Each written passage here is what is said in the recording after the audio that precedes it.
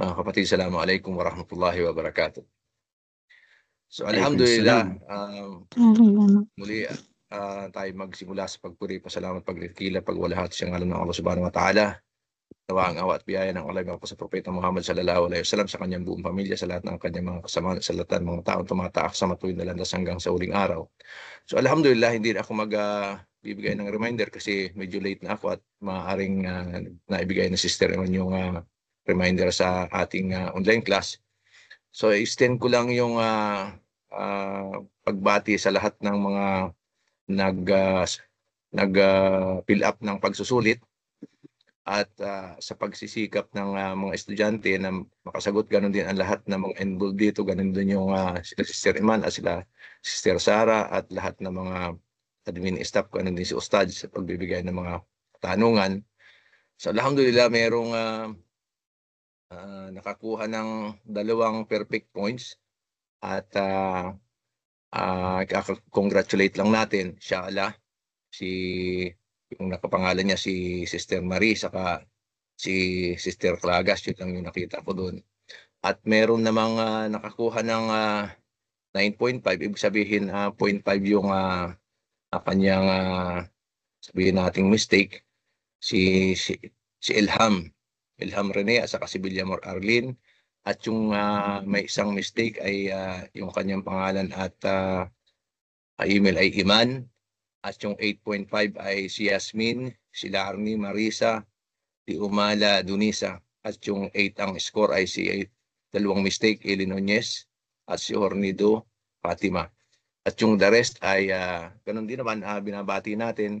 At yung iba pang lahat ng mga nakilahok ay nawa ay tanggapin ng Allah subhanahu wa ta'ala yung ating mga pagsisikap at ibilang niya ito sa mabuti nating mga gawa. At nawa ay hanggang sa susunod na mga pagsusulit ay manatili yung mga naka-perfect na mas perfect at yung mga hindi naka-perfect ay inshallah ma-perfect naman. At ganun din yung iba ay sana maintindihan natin na ito ay hindi sa pataasan ng score, bagkus upang malaman natin kung ano yung naintindihan nating lahat sa pag-aaral na ito at nawa ito ay maging kapakipakanabang sa atin, hindi lang sa mundo ito hanggang sa kabilang buhay. Kung meron pang sasabihin siguro ay si Ustad na magpapatuloy. Fadal Maskura, Ustad. Bismillahirrahmanirrahim. Alhamdulillahi Rabbil alamin, wassalatu wassalam wa asyrafil anbiya wal mursalin sayyidina wa nabiyina Muhammad wa ala alihi wa ashabi ajma'in. Amma ba'd. Bago lahat tayo muli ay magbukas at magsimula sa pagdakila, pagluwalhati kay Allah subhanahu wa ta'ala. Siya ang ating pinapapurihan. Sa kanya tayo humihingi ng kapatawaran at nagbabalik loob. Tayo sumasaksi na walang ibang Diyos na karapat dapat sambahin na masigit pa kay Allah. At tayo din ay sumasaksi na walang ibang sugo na pinadala para sa sangkatauhan na masihigit pa sa katauhan ni Propeta Muhammad sallallahu alaihi wasallam. Nawa ang pagpapala ni Allah sumakanya at kapayapaan, ganun din sa kanyang kapamilya, sa kanyang kapanalig at sino man ang nagsunod sa kanya at magsunod pa hanggang sa huling araw. Second slide po, Ustad. Bilang pagpapatuloy sa ating pagtalakay sa umagang ito muli dyan sa KSA at sa hapong ito naman sa Paraíso, Pilipinas. Ito ay pagtalakay pa rin mula sa aklat ng Syar al-Asma'ul Husna, ang papapaliwanag sa mga pangalang magaganda ni Allah. Sinabi natin na ito ay may kinalaman sa ating akida o yung tiyak nating pinaniniwalaan o yung tamang paniniwala ng isang Muslim na mayroong kinalaman sa tauhid o kaisahan ni Allah subhanahu wa ta'ala. Next slide po, Ustad. Noong nakaraang linggo ay ating tinalakay ang patungkol sa may akdan aklat na si Imam As-Sa'di rahimahullah at patungkol sa nagpaliwanag ng aklat na si Sheikh Abdurrazzaq Al-Badr hafidahullah. Tayo tumigil po at huminto sa pagtalakay sa isang salaysay o hadith na ginamit ng karamihan bilang batayan na si Allah daw ay merong 99 na pangalan, 100 bawas isa. Basa po, Ustad, yung ating matan, pakibasa. Bismillah. Syar asma'ullahil husna alwarad fil Quran ala wajhil ijaz ghairil muqil. Hada al-asluhu al-adam usul at-tauhid bal la yaqumu at-tauhid wala yutimmu wala yukmil hatta yanbani ala hada al-asl.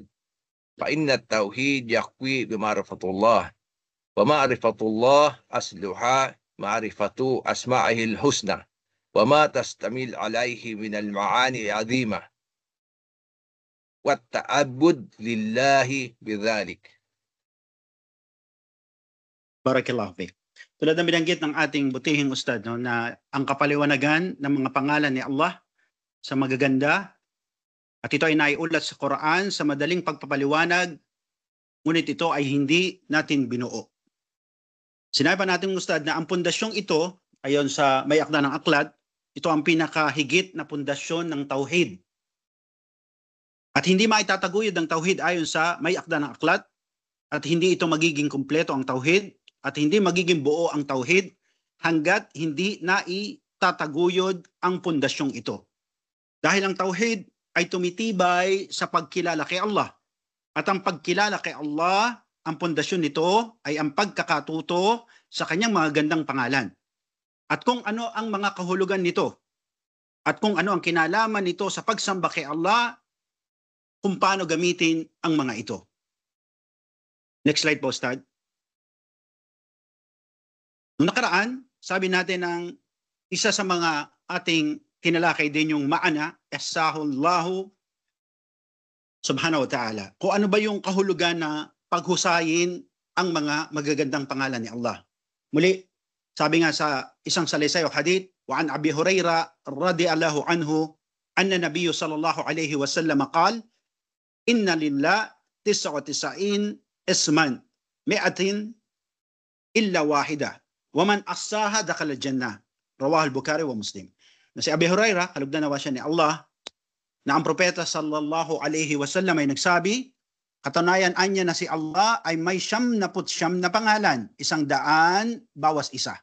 Sino man ang paghusayin ito ay papasok sa paraiso. Inuulat ni Al-Bukhari at Muslim. Next slide po, Ustad.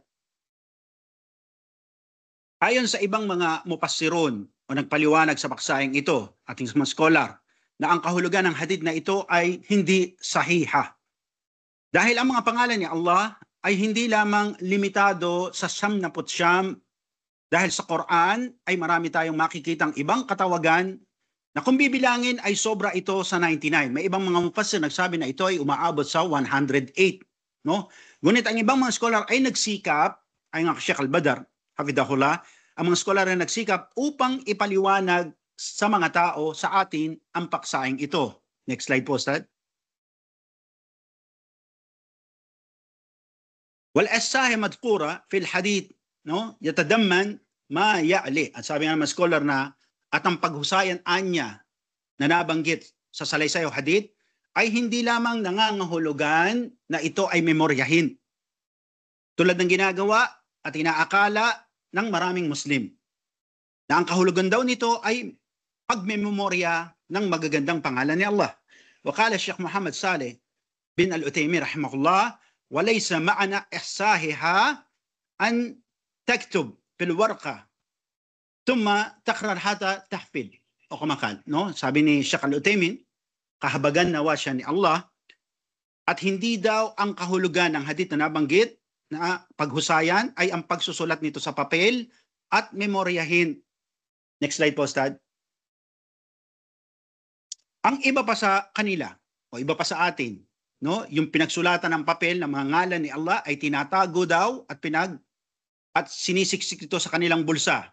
At sa tuwing umaga o kaya sa hapon ay ilalabas nila ito at kanilang babasahin, no, nagbistula na para daw itong orasyon, wa'yadbillah. Ayon sa ating butihing Sheikh na ang gawaing ito ay hindi naman naiulat na ginawa o pinag-utos ng sugo ni Allah sallallahu alaihi wasallam. O hindi rin naiulat na ito'y ginawa ng mga khulafa o Rashidin, na si Abu Bakr, Umar, Uthman at Ali.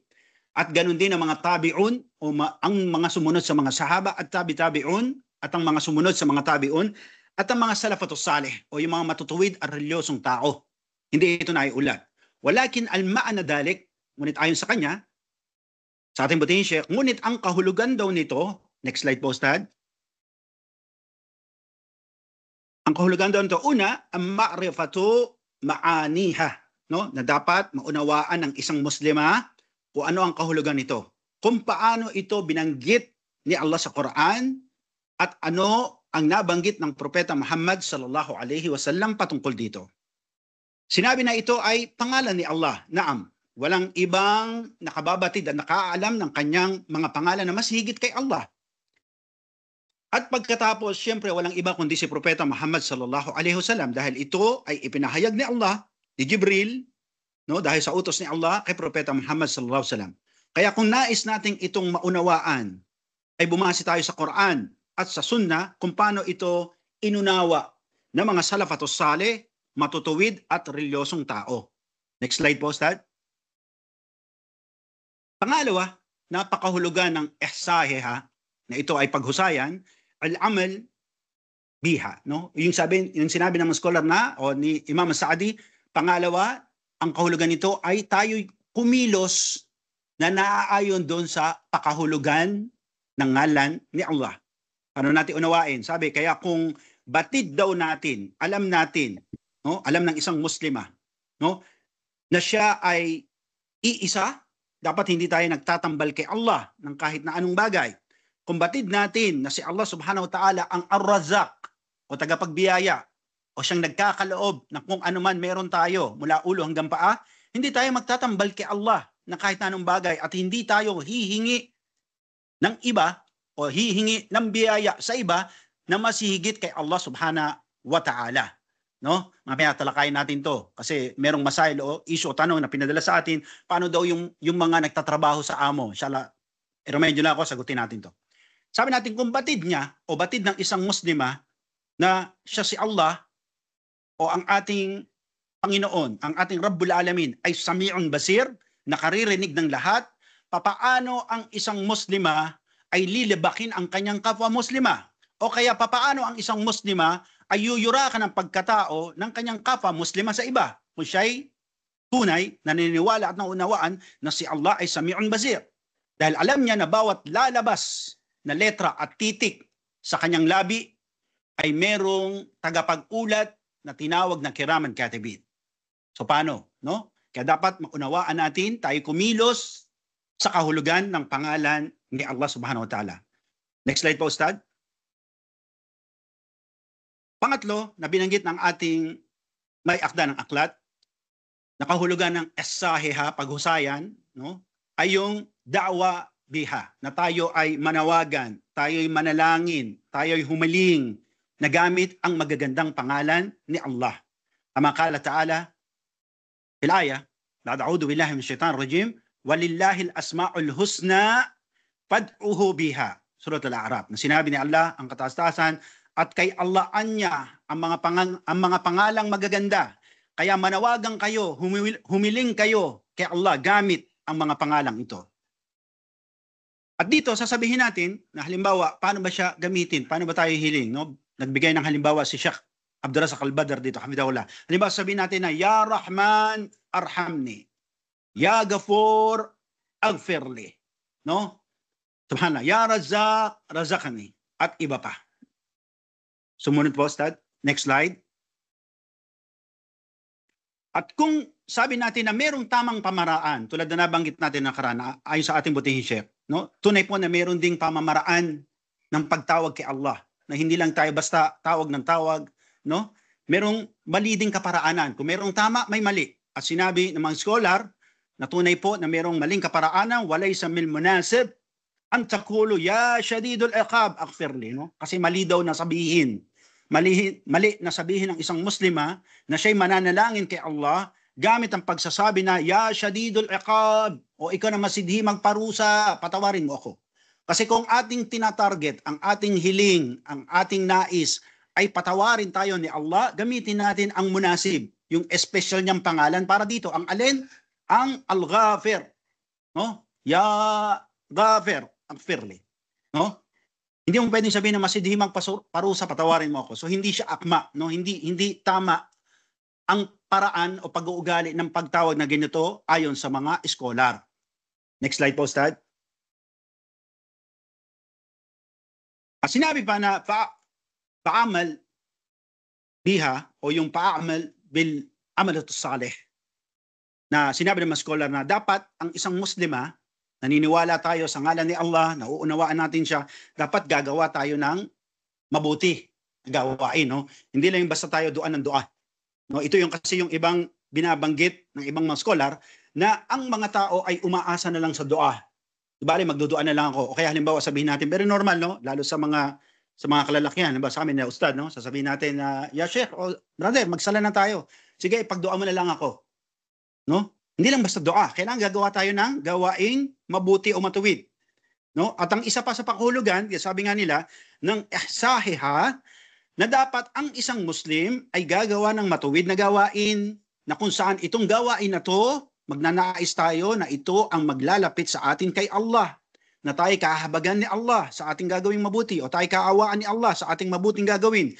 Dahil ang gawaing matuwid, ang isa sa dahilan, tandaan nyo, isa sa dahilan kung bakit tayo makakapasok sa paraiso, insyaAllah. Kasi yung gagawin mo na yun ang maaaring maging dahilan na kahabagan ka ni Allah. Illa birahmatillah. No? Sabi nga ni Allah subhanahu wa ta'ala, qala Allah ta'ala, adkhulul jannah bima kuntum ta'malun. Sabi ni Allah subhanahu wa ta'ala, at pumasok kayo sa paraiso, ya Rab. Dahil sa anuman na noon ay inyong ginagawa. Kaya sa bersikulong ito, sabi natin butihin Sheikh, na maliwanag ang bersikulo na tayo ay papapasukin ni Allah sa kanyang hardin ng paraiso, sa kanyang habag, dahil sa anumang mabuting ating ginawa. Hindi lang tayo basta doa, tapos hindi naman tayo kumikilos. No? Next slide po, Ustad. Sinabi pa ni Allah subhanahu wa ta'ala, walillahil asma'ul husna fad'uhu biha. Sinabi nga ni Allah, at kay Allah ang mga pangalang magaganda, manalangin tayo gamit ang mga ito. Sabihin yung gagamitin natin, no? Binanggit natin na mayroong tamang paraan, mayroong maling paraan. Walidhalika qal fad'uhu biha. At sinabi nga ni Allah, manalangin tayo gamit ang mga ito. Ito yung kumpletong pagsamba. Ayon sa ating butihing Sheikh, no? Na kung saan ito yung kumpletong pagsamba na naaayon sa paghiling. Kabilang dito yung pagsusumamo ng paghingi, no? Alam niyo ba to? Kasi merong iba na nangihingi astig, no? Galit pa siya, no? Pengi nga, no? Subhanallah. Hindi tayo ganito ng paraan ng paghingi kay Allah. Meron tayong pagsusumamo. Kaya ito yung sinasabi nila na kumpletong pagsamba sa paghiling. Kaya siya, kayo, o tayo, o mga Muslima, na dapat tayo nagsusumamo kung tayo ay hihiling kay Allah. Dahil ito yung nararapat. Hindi yung hihingi ka kay Allah, hambog ka pa. No? Sabi niyan, pahingi nga ako, kung di mo ako bigyan, bahala ka sa buhay mo. Hindi ganun ang paghiling para kay Allah. Next slide po, Ustad. Kaya para ating mas lubos na maunawaan, yung sinabi ni Propeta Muhammad SAW at sa aya, fad'uhu biha, no, na tayo manalangin gamit na ito, ano ba yung kahulugan ng dua? Baka dua tayo ng dua, no? Hindi pala natin alam kung ano yung kahulugan ng dua, lalo sa mga bago, no? Sinabi ng mga scholar na ito ay dua mas'ala wa talab, no? Ang dua daw, ito yung paghiling at paghingi, no? Paghiling at paghingi. Kanino tayo hingi? Kay As-Samad, no? Ay-Yusmid al-Khalaq, no? Tayo humihingi dun sa mayroon. Ang dua ay paghiling at paghingi sa isa na mayroon. Paghiling natin kay Allah, ang kataas-taasan. Kung ano man yung pwede mong pakinabangan dito sa mundo at ganun din sa kabilang buhay. O anumang mahalaga na kailangan mo, no? Tulad halimbawa, sabihin natin, lalo yung mga dating hindi Muslim, no? Sabi natin, di ba, nananalangin kayo, sabi niyo na, ama namin, sumasalangit ka, no? Dinggin ng loob mo dito sa lupa para sa bigyan kayo ng kakanin sa araw-araw. So ito yung uri ng dua na talab, paghingi. No? Kaso lang gagamit tayo ng kanyang magagandang pangalan. Ito ay tinatawag natin na dua sa Arabic, paghiling, na merong kasamang pagsusumamo at kababaang loob. Nahihilingin natin anuman ang ikabubuti natin dito sa mundo at ganun din sa kabila. At ang isa sa pinakamainam na dua na binigay sa atin ni Allah sa Quran, yung pagsasabi, ayon nga sa aya, nabanggit, Rabbana atina fid dunya hasanatan wa fil akhirati hasanatan wa qina adaban nar, no? At ito ay binigyan ng tafsir sa atin ni Ibn Kathir. Ma ma'ana al-hasana fid dunya. Ano daw yung kahulugan ng hasana? Ito ay mabuting kapareha.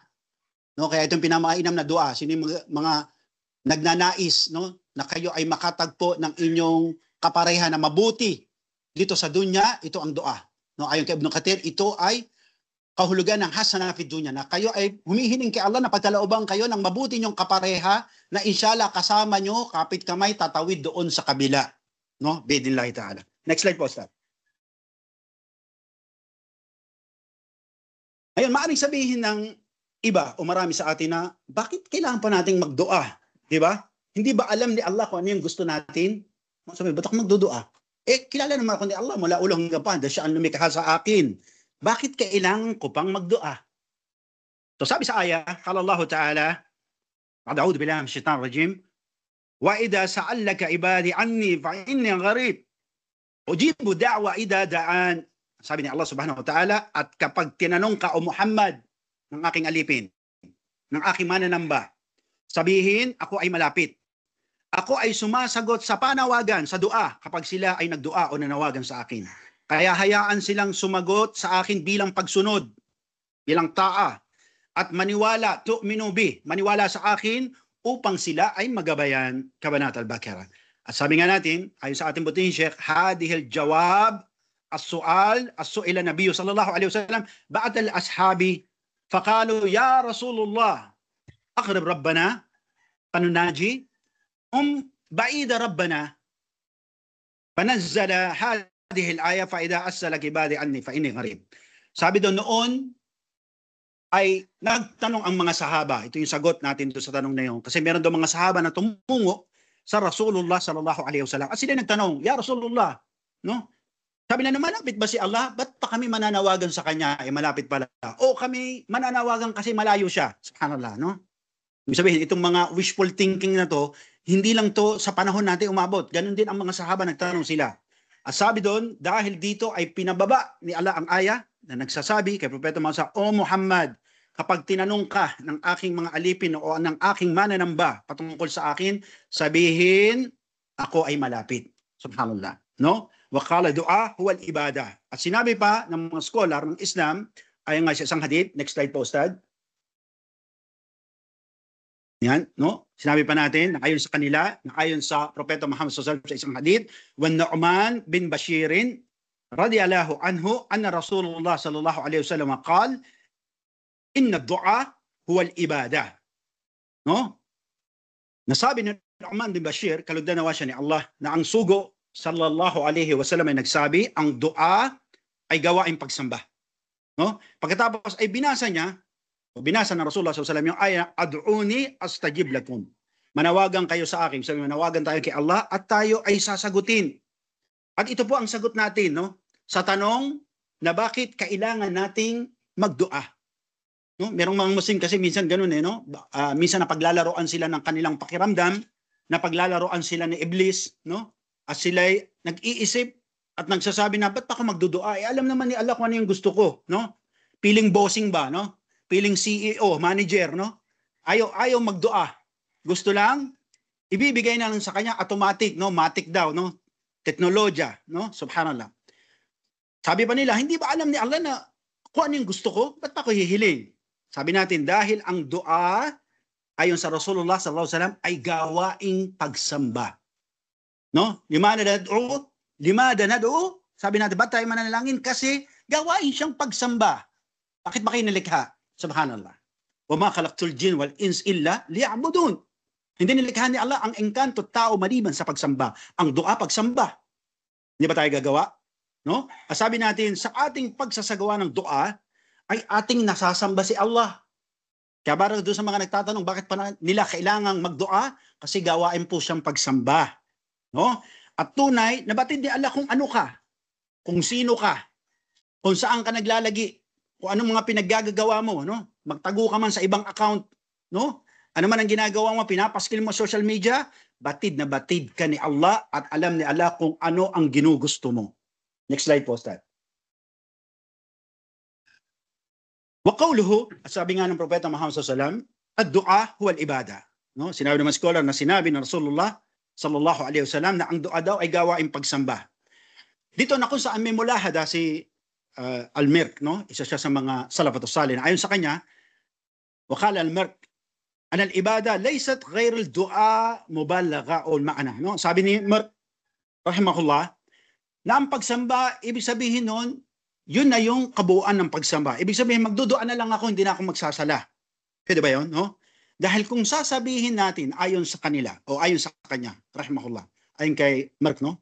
Rahimahullah ta'ala, kung ating sasabihin na lahat ng dua pagsamba, ay marahil ang karamihan sa atin hindi na magsasagawa ng sala, ng sambayang, no? Sabi, magdudua na lang ako. Kasi sabi ng Rasulullah SAW, ad-du'a wal ibada. O kaya sasabihin nila, ang dua ay ibada, pagsamba, kaya hindi na ako mag-aayuno, magpupuasa, magdudua na lang ako, no? Subhanallah, kahit hindi na siya magpuasa o mag-ayuno. Dua-dua na lang, subhanallah. O kaya, maaaring sabihin ng iba sa atin, dahil sinabi nga ng Propeta Muhammad SAW na ang dua ibada, hindi ako magsasala. Paano ba natin ito uunawain? Next slide po, Ustad. Samangkala Rasulullah sallallahu alaihi wasallam, al-hajjul arafah, no? Ay al-muaddim al-arkan al-hajj bil-wuquf bil-arafah. Na kung saan tulad ng sinabi ng Propeta Muhammad SAW na ang hajj ay arafah.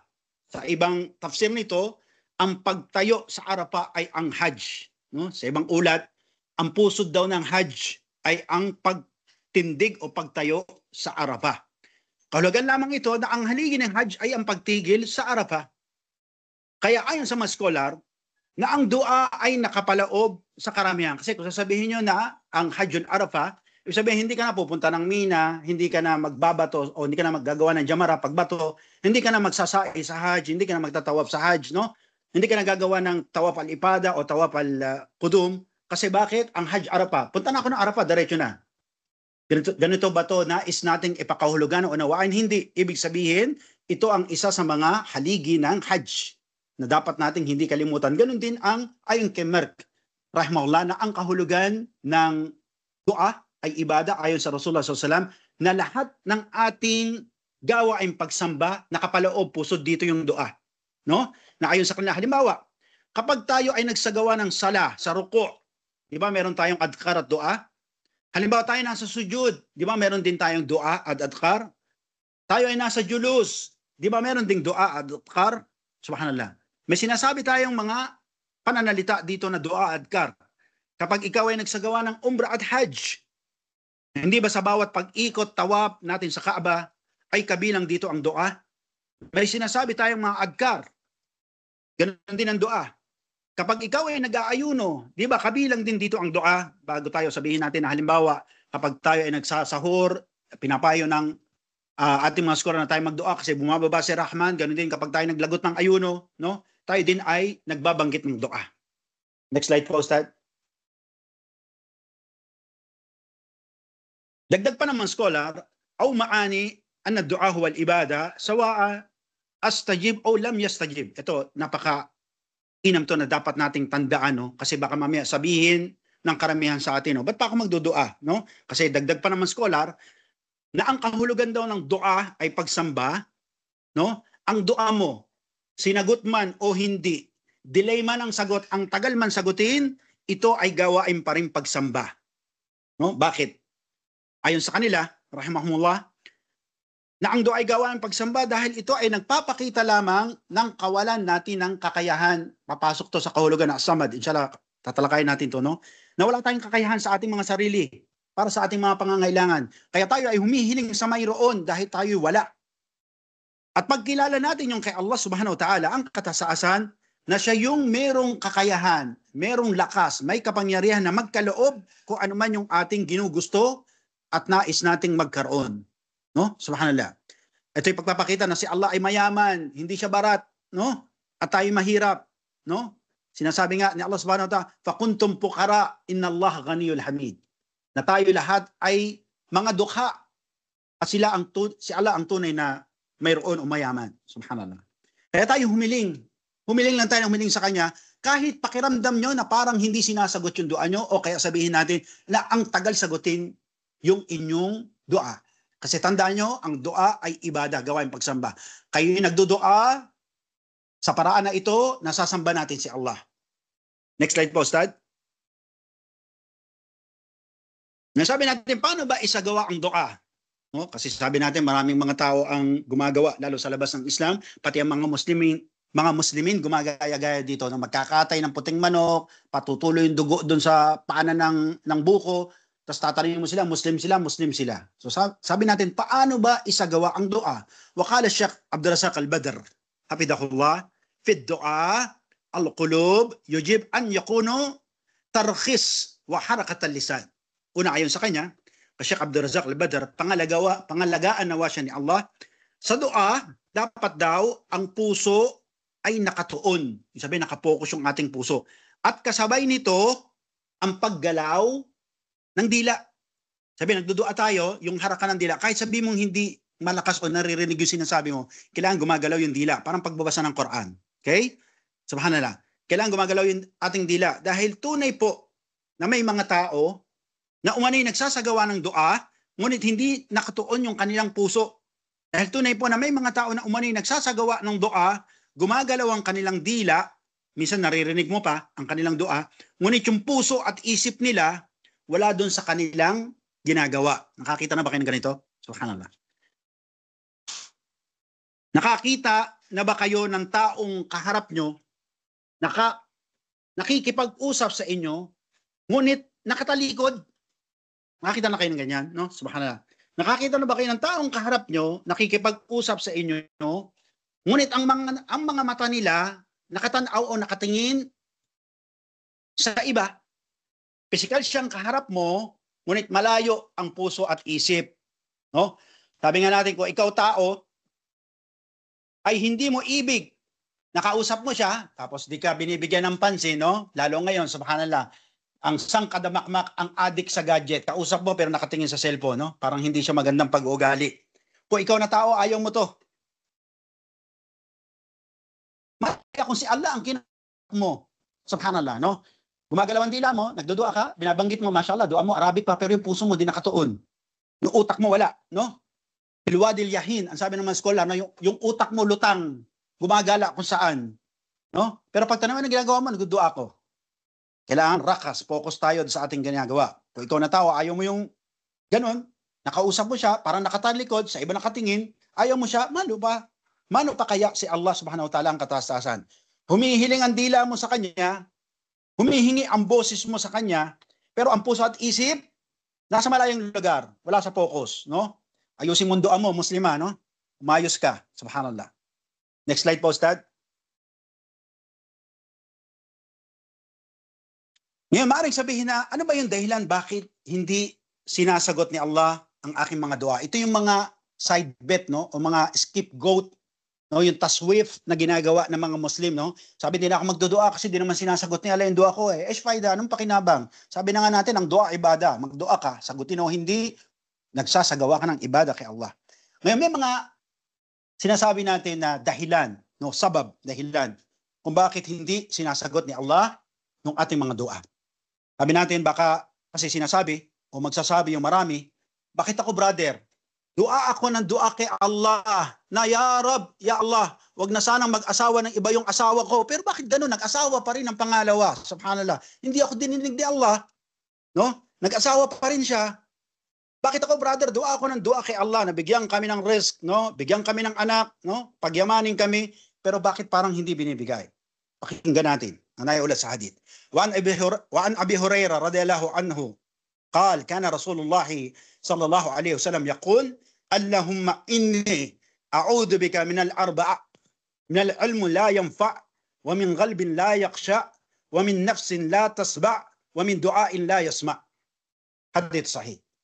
Hadith ito ay binanggitan natin ng Quran, bibigyan lang natin ng diin sa ngayon.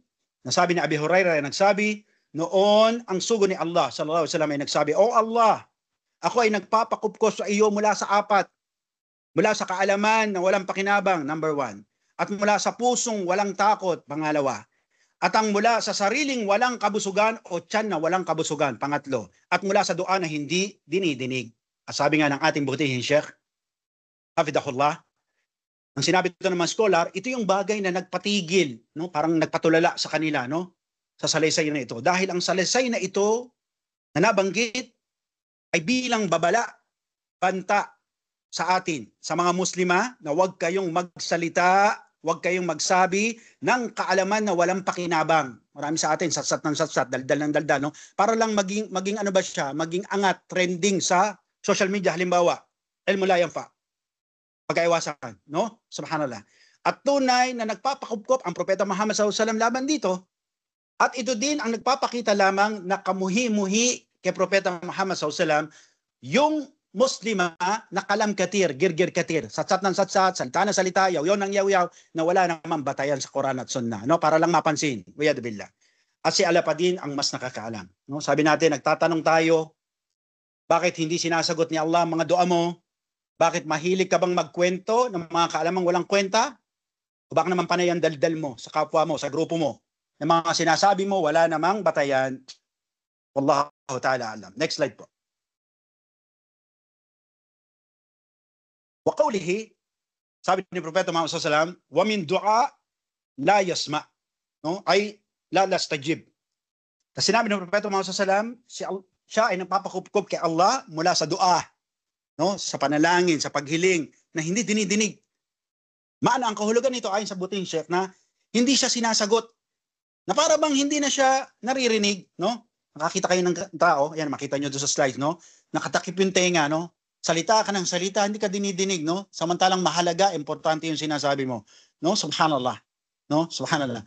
Dahil ito ay bagay na nagiging dahilan kung bakit hindi tayo dinidinig ni Allah. Kaya sabi natin, nakakita ba kayo ng ganyan tao, no? Kaharap mo, kinakausap mo siya, seryoso ka, no? Minsan sabihin mo na malungkot na nga yung pagmumukha mo. Itong kausap ko parang wala bang ano, walang absorb, no? Hindi man lang siya maka-vibes dun sa sinasabi ko. Subhanallah. Ano bang nangyari, no? Sabi natin, marami pong kadahilanan. Isa dito, Sheikh Salih Fawzan, ang nagsabi sa atin, marami pong kadahilanan kung bakit hindi dinidinig, hindi sinasagot ni Allah ang ating mga dua. Next slide po, Ustad. Yan. Ayon sa ating butihing Sheikh Salih Fawzan, hafidahullah, na ang pumipigil sa dua para sagutin ni Allah. Kasi yun ang tanong na marami, no? Bakit kaya hindi sinasagot ni Allah yung dua ko? Ayon sa ating butihing Sheikh hafidahullah, pangalagaan nawa siya ni Allah, Sheikh Salih Al-Fawzan, na ang sagot sa tanong na ano daw ang pumipigil para sagutin. Istajaba, no? Para sagutin ni Allah yung ating mga dua.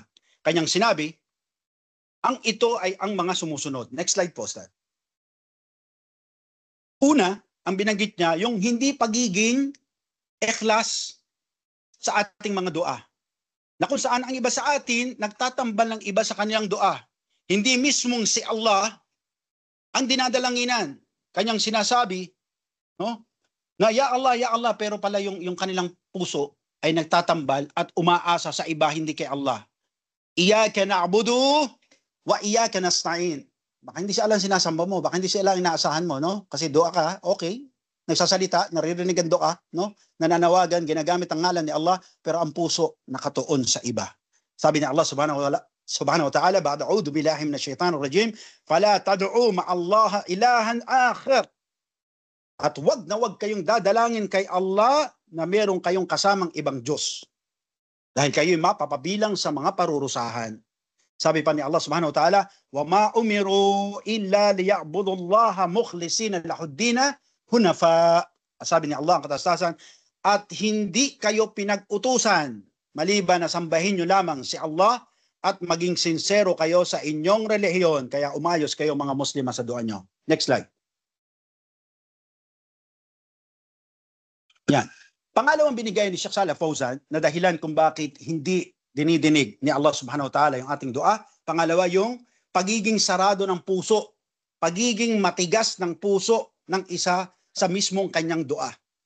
No? Kasi bakit? Inaakala niya na hindi sasagutin ni Allah yung kanyang dua. Magdudua ako, parang hindi naman sasagutin. No? Nakakita kayo ng gano'n? O baka mismo tayo gano'n, no? Magdudua tayo, parang hindi naman ata sasagutin ni Allah yung dua ko. No? Nagdududa kayo. Ang isang mananampalataya ay dapat yakin, tiyak. Walang pag-aalinlangan at walang pagdududa. Dapat may katiyakan siya na siya ay sasagutin ni Allah sa kanyang hiling.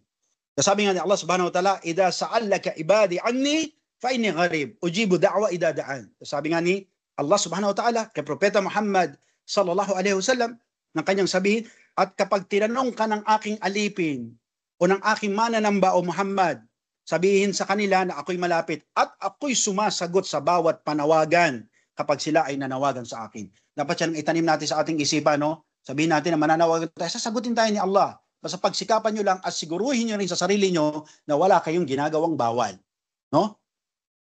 Subhanallah. Next slide po, Ustad. Pangatlo, na isang naghaharang, pumipigil sa ating dua na sagutin ni Allah ay ang pagkain ng mga haram. Ganon din yung pag-inom ng mga haram at ganon din yung pagsuot ng mga damit na haram. Ito ay napatunayan po mula sa salaysay o hadith na naiulat mula sa Propeta Muhammad sallallahu alaihi wasallam. No? Sabi ng ating buting Sheikh, akal haram id wa warada an-nabiy sallallahu alaihi wasallam al-wa'id ash-shadid fa'alahu. Fa idha qad qala sallallahu alaihi wasallam innahu la yarbuh al-lahm nabata min as-sah illa kanat narun aw labih. Wa'yad billah. Wa'yad billah, no? Sabi ng mga scholar na ang pagkain mula sa kinitang haram ay kasalanan.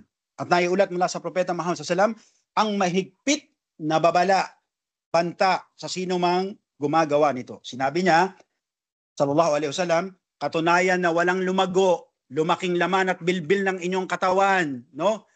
Na ito'y nanggaling mula sa ipinagbawal na kinita, maliban na lamang na apoy ang unang susunog dito. Wa'yad billah.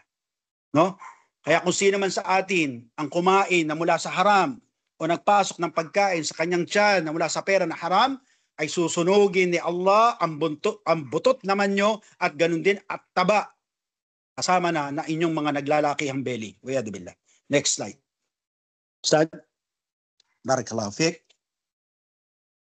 Wa an Abi Hurairah radhiyallahu anhu sa isang salaysay hadith, qala Rasulullah sallallahu alaihi wasallam, ya ayuhan nas, inna Allah tayyib la yuqbal illa tayyib.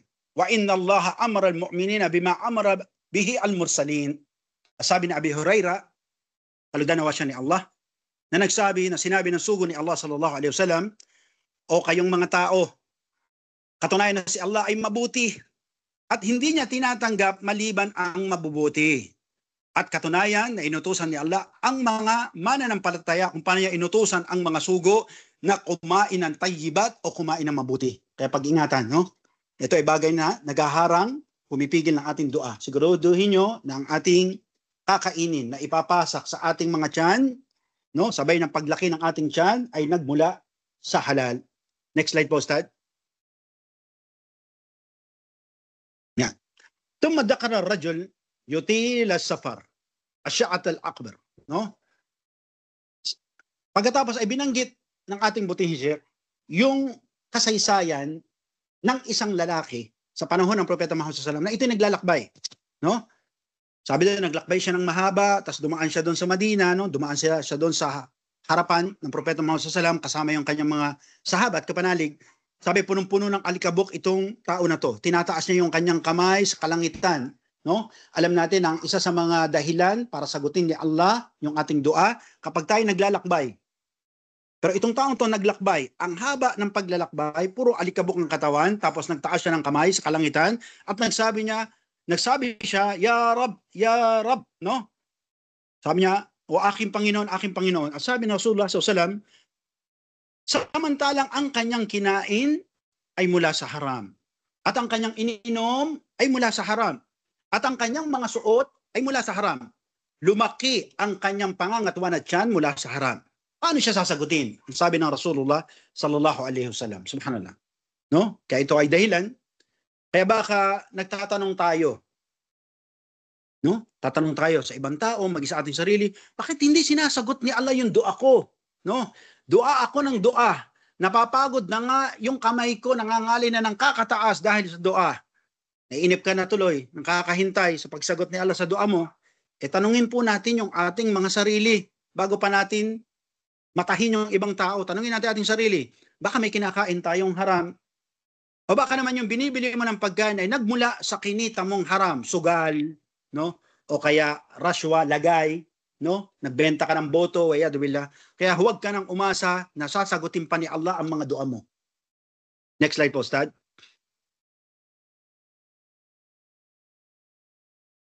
فقد أخبر النبي صلى الله عليه وسلم بأن الأكل حرام من موانع القبول الدعاء. Sabi nga ng ating buting Sheikh, na binalita sa atin ng Propeta Muhammad sallallahu alaihi wasallam patungkol do sa tao na yun na naglakbay na mahaba, tapos nagtataas ng kamay, nagsasabi ng Ya Rab, no? Kabilang sa nagbabawal para tanggapin at sagutin ni Allah ang ating mga dua at gawaing mabuti ay ang pagkain mula doon sa haram. Kaya baka sabihin natin, no, baka napakaseryoso mong magdua, no? Sister, no? Subhanallah. Seryoso ka magdua. Umiiyak ka pa, may halo pang luha, no? Habang nagdudua ka. Tapos hindi naman pala tanggap o tatanggapin ni Allah yung dua mo kasi kumakain ka ng haram, no? Nagsusuot ka ng haram. Yung kinita mo galing saan? Sa haram. Tapos, abot langit ang ikhlas ng iyong dua at sunnah to the max ang ginagawa mo. Yung pala, hindi naman pala tanggap kasi ang butot laman mo ay lumago kasama ng iyong tiyan at bilbil dahil sa haram. Wa'yad billah. Next slide po, Ustad.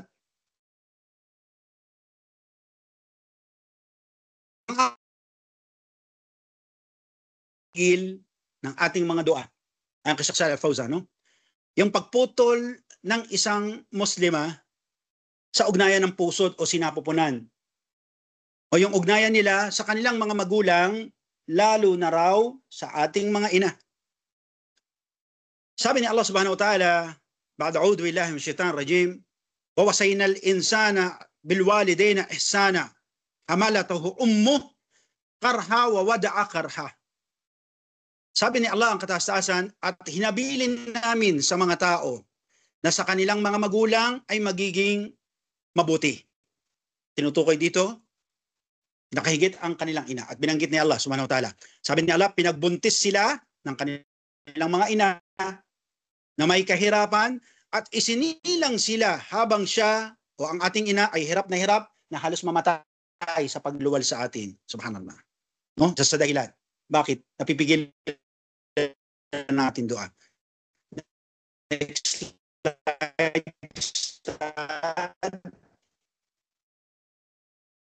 Next slide po. Nawala na sa slide. Opo, yan. Sabi pa ni Allah subhanahu wa ta'ala, wa qala ta'ala, wa qada rabbuka an la ta'budu illa iya wa bil walidayni ihsana. Imma yablughanna indaka kibara ahaduhuma aw kilahuma fala taqul lahumā uff wa la tanharhumā wa qul lahumā qawlan karīmā. Akhfid laha junaha ad-dull min ar-rahmah wa qala rabbi arhamhuma kama rabbayani saghira.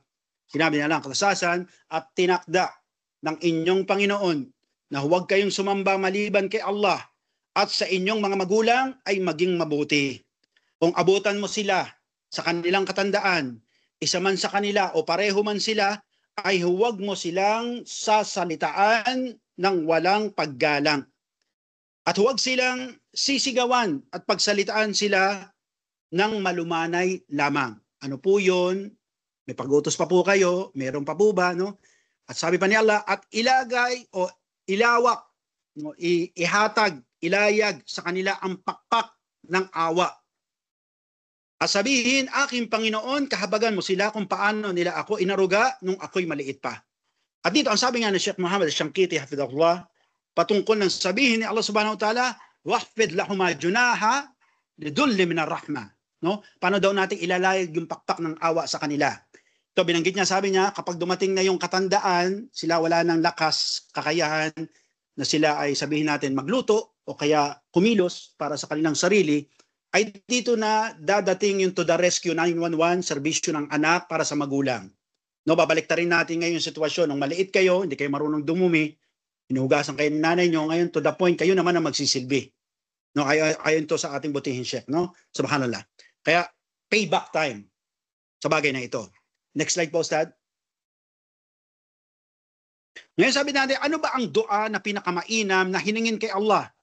No? Sabi sa isang hadith, wa an Anas bin Malik, qal, ja'a ar-rajula ila Rasulullah sallallahu alayhi wa sallam, faqal, ya Rasulullah, ayu ad-du'a afdal? Qal, ta'as'ala rabbuka an afu wal afiyah fi dunya wal akhirah. Si Anas bin Malik ay nagsabi, may dumating na lalaki sa sugo ni Allah sallallahu alaihi wasallam. At ito ay nagtanong, o sugo ni Allah, ano bang dua ang masigit na dapat kong sabihin o hilingin kay Allah? Sabi ng Propeta Muhammad sallallahu alaihi wasallam, hilingin mo sa iyong Panginoon ang kapatawaran at kalusugan mo dito sa mundo at sa huling araw. Sa salaysay po na nabanggit, hindi ang paghiling kay Allah ng kayamanan o kaya ng salapi, ng ginto, o o malaking bahay, o mamahaling sasakyan, o magagarang kagamitan, mga latest na gadget, no, iPhone, no? Bagos ang pinakamahusay na dua ay ang kapatawaran una sa lahat. At ganoon din ang kalusugan dito sa kabilang buhay para tayo maging mapayapa sa ating pagyao kapag tayo nalalagutan na ng hininga. Ganoon din sa ating libingan at muling pagtayo sa kabilang buhay. Next slide po, Ustad.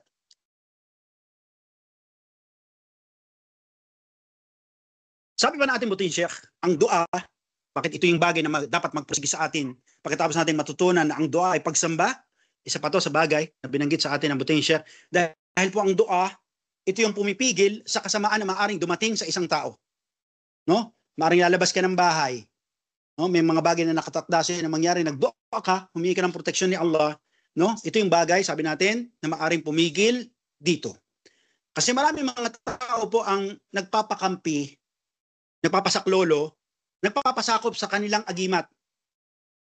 O kaya kanilang mga kaalamang itim. O kaya sa kanilang mga alagang bakal na armas. O kanilang mga kaibigan mula sa politiko o mga pulisya o militar o kanilang bodyguard. Umano kasi sila daw o ito daw ang mga mangangalaga sa kanila. Subhanallah. At ito daw ang magliligtas sa kanila sa kapamahakan. Sabihin natin, mali. No? Si Allah ang al-wali. No? Pag-aaralan din natin yan, inshallah, later on.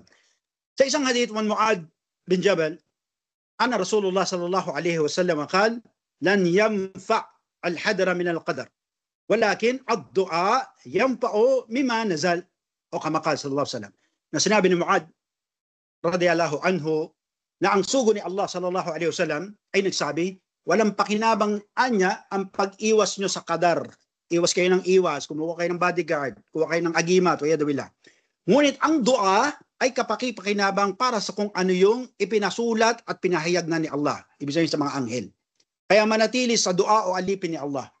No? Subhanallah, maana, ano ba pinatakda ni Allah? Kasi sabi natin tayo ay merong 4 na anghel. No? Ito yung nagpapalitan sa time ng Fajr at Asar. No? Pinagkakaloob ni Allah kung ano yung maaari nyo makamtan sa araw na ito. Kung pinasulat yun ni Allah, nagdua ka, Ya Rab, Ya Allah. No? Ito yung bagay na maaring magpabura o magpalit sa bagay kung ano man ang tinakda sa iyo ni Allah na maaring kapahamakan sa araw na iyon. Kaya sa salaysay na nabanggit, kung nais natin na tayo ay lumayo sa disgrasya at kapahamakan, ay magdua kayo Muslim. Hiningin nyo kay Allah na tayo at ating pamilya ay ilayo niya sa kapahamakan at disgrasya. Next slide po, Ustad. Bilang panghuli. Kaya sabi natin, saan at kailan tayo dapat magparami ng dua. No? Magdudua ako. Saan ba nito dapat natin banggitin? Mas ina. No? Wa an Abi Hurairah, anna Rasulullah sallallahu alaihi wasallam wa fil hadith, wa qala Rasulullah sallallahu alaihi wasallam, akhrabu ma yakunu al-ab min rabbih azza wa jal wa huwa sajid fa akhtiru ad-du'a. Sabi ni Abi Hurairah, na ang sugo ni Allah sallallahu alaihi wasallam ay nagsabi na ang pinakamalapit sa isang alipin o mananamba ni Allah, ang pinakamalapit sa kanya kapag siya ay nasa patirapa o sujud. Kaya kapag tayo nasa sujud, habilin sa atin ni Propeta Muhammad sallallahu alaihi wasallam na paramihin natin ang ating dua. Hanggang dito lamang muna. Subhanaka wa bihamdik. وقولي قولي هذا واستغفر الله لي وكم ولسائر المؤمنين بكل ذنب فاستغفروه انه هو الغفور الرحيم. Back to you, Ustad Adnan.